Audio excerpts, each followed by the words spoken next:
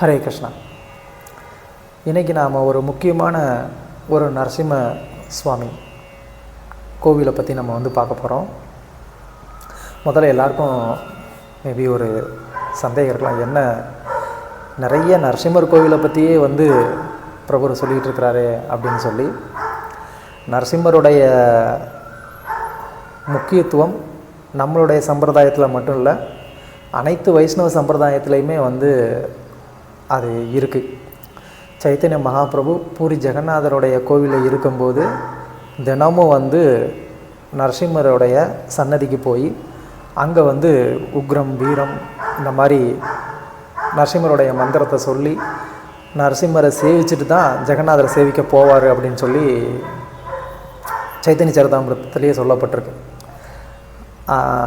ராமானுஜரை பார்த்தோம் அப்படின்னு சொன்னால், ராமானுஜாச்சாரியர் தன்னுடைய கடைசி காலத்தில் 72 சிம்ஹாசனாதிபதிகள், அதாவது தனக்கப்புறமா அவர் ஒரு 72 சீடர்களை நியமித்து அவங்க அடுத்து தீட்சை கொடுக்கணும் அப்படிங்கிறத நியமனம் பண்ணார். அப்போ ராமானுஜர் என்ன பண்ணார்னா, அந்த 72 சிஷ்யர்களுக்குமே நரசிம்மத்தாபனி உபனிஷத்தை உபதேசம் பண்ணி நரசிம்மரை எப்படி பூஜை பண்ணணுங்கிறதையும் சொல்லி கொடுத்து, அதோடு இல்லாமல் எல்லாருக்கும் நரசிம்மருடைய விக்கிரகமும் அவங்களுக்கு கொடுத்து, இதை நீங்கள் தினமும் நித்தியமும் பூஜை பண்ணிட்டு வரணும். ஏன்னா இந்த நரசிம்மர் தான் நம்மளுடைய சம்பிரதாயத்தை ரட்சிக்கக்கூடியவர் அப்படின்னு சொல்லி ராமானுஜாச்சாரியர் அவங்களுக்கெல்லாம் கொடுத்துட்டு வந்திருக்கிறாரு. இப்போவும் அந்த ஓரான் வழி சீட பரம்பரையாக வரக்கூடிய அந்த பரம்பரையில் எல்லாம் நீங்கள் பார்த்தீங்கன்னா ராமானுஜர் கொடுத்த அதே விக்கிரகத்தை நம்ம பார்க்க முடியும் இருக்குது. அது மாதிரி மத்துவ சம்பிரதாயத்துலேயும் நம்ம பார்த்தோம்னா மத்துவர்களும் நரசிம்மருக்கு அதிக முக்கியத்துவம் கொடுத்துருக்கிறத நம்ம பார்க்க முடியும்.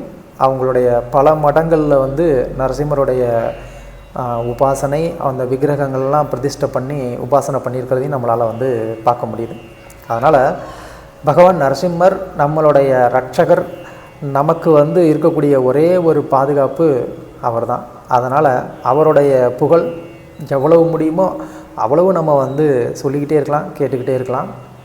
ஓகே, இப்போது இந்த நரசிம்மர் கோவில் எங்கே இருக்குது அப்படின்னு சொன்னால், மைசூரிலேருந்து ஒரு 60 கிலோமீட்டர் தொலைவில் சாலிகிராமம்னு ஒரு வில்லேஜ். சாலிகிராமம்னு சொன்னோடனே ஏதோ சென்னை பக்கத்தில் இருக்கிறது நினச்சிக்காதீங்க. இங்கே ஒரு சாலிகிராமம்னு சொல்லி ஒரு வில்லேஜ் இருக்குது. காவேரி நதி கரையோரமாக இது ஒரு வில்லேஜ் இருக்குது. இங்கே சுமார் 4800 வருடங்களுக்கு முன்னாடி கௌதம ரிஷி அவர் இந்த பகுதியில் தன்னுடைய தபஸ் பண்ணிக்கிட்டு இருந்த காலம். அவர் இந்த யோக நரசிம்மரை பிரதிஷ்டை பண்ணியிருக்கிறார். இந்த யோக நரசிம்மர் அப்போ கௌதம ரிஷினால் பிரதிஷ்டை செய்யப்பட்டவர். அந்த விக்கிரகம் இப்போவும் இருக்குது. ஸோ ராமானுஜர் ஸ்ரீரங்கத்தில் இருந்து வெளியேற வேண்டிய ஒரு சூழ்நிலை ஏற்பட்ட போது, அப்போ ராமானுஜர் முதலாவதாக அவர் வந்த ஒரு இடம் இந்த இடம் தான் அப்படின்னு சொல்கிறாங்க. அதாவது மைசூர் பக்கத்தில் இருக்கக்கூடிய இந்த சாலிகிராமம் அப்படிங்கிற இங்கே தான் ராமானுஜர் முதல்ல வந்தார் அப்படின்னு சொல்கிறாங்க. அங்கே தங்கி இருந்து அந்த நரசிம்மருடைய பூஜையெல்லாம் செய்து வழிபாடு பண்ணி அங்கே சில ஆண்டுகள் இருந்ததாக அந்த கோயிலுடைய ஸ்தல வரலாறு சொல்லுது. ஆனால் நரசிம்மர் அவரை பிரதிஷ்டை பண்ணலை, அது கௌதம ரிஷியோடையது. கௌதம ரிஷி இந்த பகுதிகளில் தபஸ் செய்ததற்கான பல சான்றுகள் இருக்குது. இந்த கோவில் மட்டும் இல்லை, இந்த காவேரி நதி தீரத்திலேயே இன்னொரு இடம் கல்லேலி அப்படின்னு ஒரு இடம் இருக்குது. அங்கே பூவராக சுவாமி கோவில் ஒன்று இருக்குது. அந்த பூவராகரை பிரதிஷ்டை செய்து வழிபாடு செய்தவர் இந்த கௌதம ரிஷி அப்படின்னு அந்த கோயிலுடைய ஸ்தல வரலாறும் சொல்லப்படுது. அதனால் இந்த நரசிம்மர் கௌதம ரிஷி அவர்னால் பிரதிஷ்டை செய்யப்பட்டது. ராமானுஜர் அங்கே இருந்த அந்த காலத்தில் அந்த மக்கள் வைஷ்ணவத்தை பற்றி அந்தளவுக்கு அவங்களுக்கு எதுவும் பெருசாக ஞானம் இல்லை, அதுக்கு மேலே ஒரு ஈர்ப்பு இல்லாமல் இருந்தாங்க. ராமானுஜர் எந்த அளவுக்கு அவங்களுக்கு பிரச்சாரம் செய்தால் கூட அவங்க இந்த வைஷ்ணவ சித்தாந்தங்களை அவங்க புரிஞ்சுக்கவும் முடியல, இல்லை அதுக்கு மேலே அவங்களுக்கு ஒரு ஆர்வமும் வரல. அப்போது ராமானுஜர் எப்படி இந்த மக்களை வைஷ்ணவர்களாக ஆக்குறது, எப்படி வந்து விஷ்ணு பக்தர்களாக ஆக்குறது அப்படின்னு அவர் வந்து ஆலோசனை பண்ணிக்கிட்டு இருந்த சமயத்தில் அந்த கோவிலுக்கு பக்கத்துலேயே ஒரு குளம் இருக்குது. அந்த குளத்தில் தன்னுடைய சீடனான முதலியாண்டான் அவரை வந்து என்ன பண்ண சொல்கிறாரு, அவருடைய காலை கழுவிட்டு வர சொல்கிறார். எதுக்கு அப்படின்னு சொன்னால், அந்த குளத்தில் இருந்து தான் இந்த ஊர் மக்கள் வந்து தாங்கள் குடிப்பதற்கான நீரை எடுக்கிறாங்க. குடி தண்ணீர் அந்த புஷ்கரணியில் இருந்து தான் அவங்க எடுக்கிறாங்க. அதனால் ராமானுஜர் இவரை, அதாவது முதலியாண்டான தன்னுடைய பாதங்களை கழுவிட்டு வர சொன்னார். ஸோ அதனால் என்னாச்சு, எல்லா மக்களும் வந்துட்டு அந்த ஸ்ரீபாத தீர்த்தம், அதாவது ஒரு வைஷ்ணவருடைய ஸ்ரீபாத தீர்த்தத்தை வந்து அவங்க குடிக்கக்கூடிய ஒரு நிலைமை வந்து ஏற்பட்டது. ஸோ அதுக்கப்புறமா பார்த்தா எல்லா மக்களுக்குமே வந்துட்டு ராமானுஜருடைய அந்த கருத்துக்களுக்கு மேலே வந்து ஒரு ஈர்ப்பு ஏற்பட்டது. எல்லாரும் வந்து கொஞ்சம் கொஞ்சமாக வந்து என்ன பண்ண ஆரம்பிச்சிட்டாங்க, ராமானுஜருடைய உபன்யாசத்தை கேட்க ஆரம்பித்தாங்க. அவங்க வந்து ராமானுஜருடைய அறிவுரைகளை எல்லாம் கேட்டாங்க, வைஷ்ணவர்களாக மாறினாங்க. ஸோ அந்த புஷ்கரணிக்கு முதலியாண்டான் புஷ்கரணி அப்படின்னு சொல்லி இப்போவும் சொல்கிறாங்க. இன்னொரு கதை கூட வந்து கேள்விப்பட்டிருப்போம்.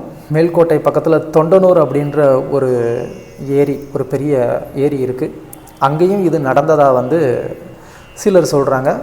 ஆனால் இந்த ஸ்தல வரலாறும் இங்கே தான் நடந்தது அப்படின்னு வந்து சொல்கிறாங்க. ஆதாரத்தோடு இது இங்கே நடந்தது அப்படின்னு அவங்களும் சொல்கிறாங்க.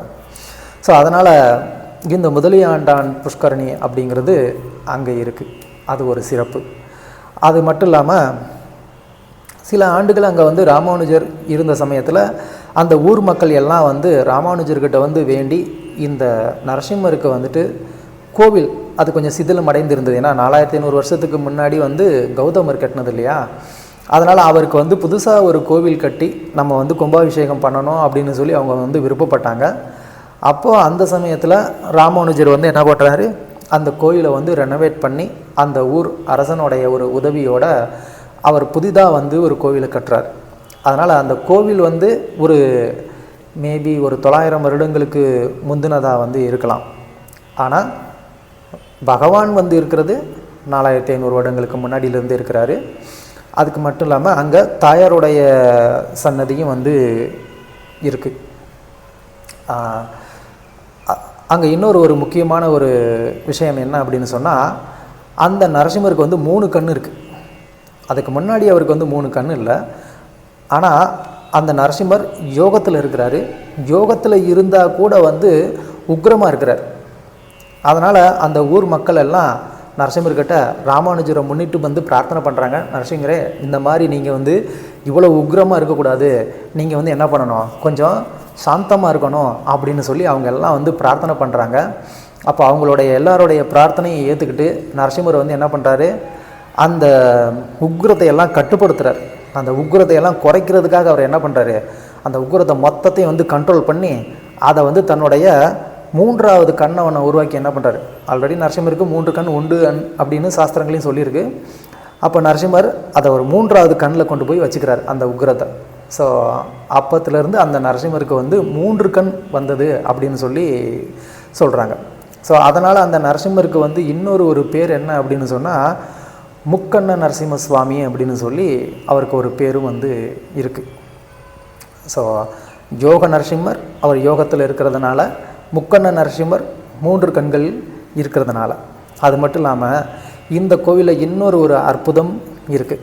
என்ன அப்படின்னு சொன்னால், எந்த கோவில்கள்லையுமே வந்து ராமானுஜருடைய ஸ்ரீபாத சின்னம் அப்படிங்கிறது கிடையாது.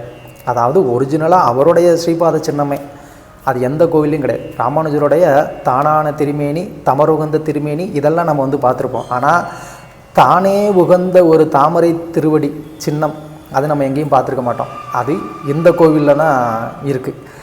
எப்படி அது வந்தது அப்படின்னு கேட்டால், ராமானுஜர் அங்கே இருந்த காலத்தில் அந்த ஊரை சேர்ந்த ஒரு ஜமீன்தார் அவர் வந்து அவருடைய பொண்ணுக்கு வந்து பல காலங்களாக வந்து ஒரு தீராத ஒரு வியாதி இருந்தது. அந்த வியாதி வந்து தீர்க்க முடியாத ஒரு வியாதியாக இருந்தது. பல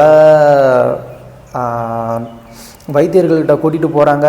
எந்த ஒரு வைத்தியம் பண்ணாலும் வந்து என்ன ஆகலை, அது குணமாகவே இல்லை. இந்த மாதிரி ராமானுஜர் அப்படிங்கிற ஒரு சன்னியாசி வந்திருக்கிறாரு, அவர் இப்படி பல அற்புதமான செயல்களெல்லாம் செய்கிறாரு, ஒரு சிறந்த பக்தர் அப்படிங்கிற அந்த ஒரு விஷயம் வந்து கேள்விப்பட்டதுனால அந்த ஜமீன்தார் என்ன பண்ணுறாரு, ராமானுஜரை வந்து பார்த்து அவருடைய சரணங்களில் விழுந்து பிரார்த்தனை செய்கிறாரு. இந்த மாதிரி வந்து என்னுடைய பெண்ணுக்கு வந்து ஒரு தீராத ஒரு பிரச்சனை இருக்குது, தயவுசெய்து நீங்கள் தான் அதை வந்து தீர்த்து வைக்கணும் அப்படின்னு சொல்லி அவர் வேண்டி கேட்டதுனால ராமானுஜர் என்ன பண்ணுறாரு, உடனடியாக தன்னுடைய பாதங்களை வந்து அங்கே ஒரு தரையில் வந்து வைக்கிறார். அந்த தரையில் வச்சு கொஞ்சம் ப்ரெஸ் பண்ணுறாரு.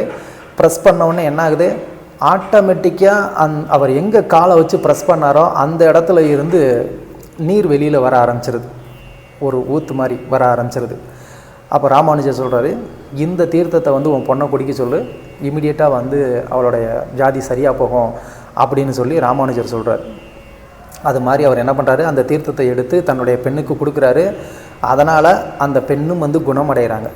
ஸோ இதை பார்த்து அந்த ஜமீன்தாருக்கு பயங்கர அதிர்ச்சி, அதாவது ஆச்சரியம், சந்தோஷம், தன்னுடைய பெண்ணுக்கு தீராத அந்த வியாதி குணமடைந்தது அப்படின்னு சொல்லி. அதனால் அவர் வந்து என்ன பண்ணார், ராமானுஜர் கால் வைத்த இடத்துல அந்த பாத சின்னங்களும் அப்படியே வந்து பதிஞ்சிருந்தது. அதை வந்து ப்ரொடெக்ட் பண்ணணும் அப்படிங்கிறதுக்காக அவர் என்ன பண்ணார், அந்த இடத்துல வந்து சுற்றி வந்து ஒரு செவர் மாதிரி கட்டி என்ன பண்ணுறாரு, அதை வந்து பாதுகாத்து வச்சுருக்கிறாரு. ஸோ இதுவும் வந்து நம்ம அங்கே பார்க்க முடியும். ஸ்ரீ ராமானுஜருடைய ஸ்ரீபாத சின்னம்னு சொல்லியே அங்கே கேட்டால் சொல்லுவாங்க. ராமானுஜருடைய ஸ்ரீபாத சின்னமும் அங்கே இருக்குது. அதனால் அந்த ஸ்ரீபாத சின்னத்தையும் நம்ம கண்டிப்பாக வந்து தரிசனம் பண்ணணும். ஸோ இந்த விதத்தில் இந்த யோக நரசிம்மர், முக்கண்ண நரசிம்மர் சுவாமி கோவில் அப்படிங்கிறது மைசூர்லேருந்து 60 கிலோமீட்டர் தூரத்தில் சாலிகிராமம் அப்படிங்கிற அந்த ஒரு கிராமத்தில் காவேரி நதி தீரத்தில் இருக்குது. ஸோ இந்த ஒரு நரசிம்மரும் மிகவும் வந்து கருணை வாய்ந்தவர், ராமானுஜருக்கு அடைக்கலம் கொடுத்தவர், வைஷ்ணவத்தை வந்து அங்கே வைஷ்ணவ சம்பிரதாயத்தை வந்து பரப்புனதுக்கு உதவுனவர், பாதுகாத்தவர். இதுக்கப்புறமா தான் ராமானுஜர் இங்கேருந்து மேல்கோட்டை வந்தார் அப்படின்னு சொல்லி அந்த ஸ்தல புராணம் வந்து சொல்லுது. ஸோ ரொம்ப ரொம்ப ஒரு அற்புதமான ஒரு ஸ்தலம். அதனால் பக்தர்கள் கண்டிப்பாக வந்து இதுக்கு ஒரு சமயத்தை ஏற்படுத்தி இந்த நரசிம்மரை வந்து சேவிக்கணும் அப்படின்னு சொல்லி நான் கேட்டுக்கிறேன். ஹரே கிருஷ்ணா.